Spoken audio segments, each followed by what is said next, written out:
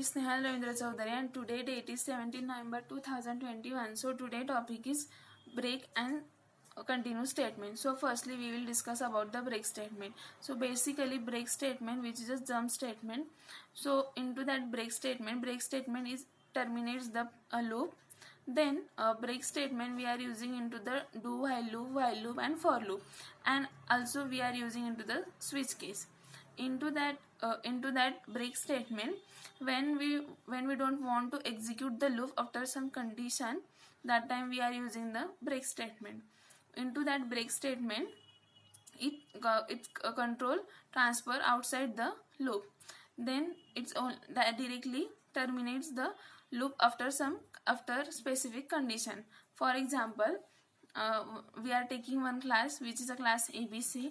Into that we are put the one for loop which is I equals to 0, I less than equals to 10, and I plus plus. Into that condition we are if I equals to 5, and then break, and then again if we print the I, then its output will become which is a 1 2 3 4 5. It means that break statement is not execute the after 5 after 5 iteration. It means that it's break the all iteration which is comes after 5. That's why we are using the break statement if we don't want to execute the loop after some condition. Then next point, which is a continue statement. Continue statement which is also a jump statement. We are using the continue statement into the only a for loop.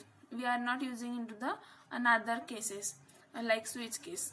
Then continue statement, if we want to only one if we skip only one condition and then again iterate the loop, that time we are using the continuous statement. For example, class ABC, into that we are take one for loop which is I equals to 0, I less than equals to 10, I plus plus. Then into that one we put the one if condition which is I equals to 5, and then continue statement, and then again print the I into, and then output will become 1 2 3 4 6 7 8 9 10. It means that 5 is not execute because of continuous statement. It's directly jump to the next iteration.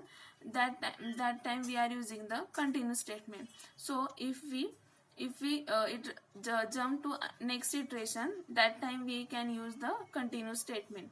So basically this is the description of the break and continue statement. So thank you so much.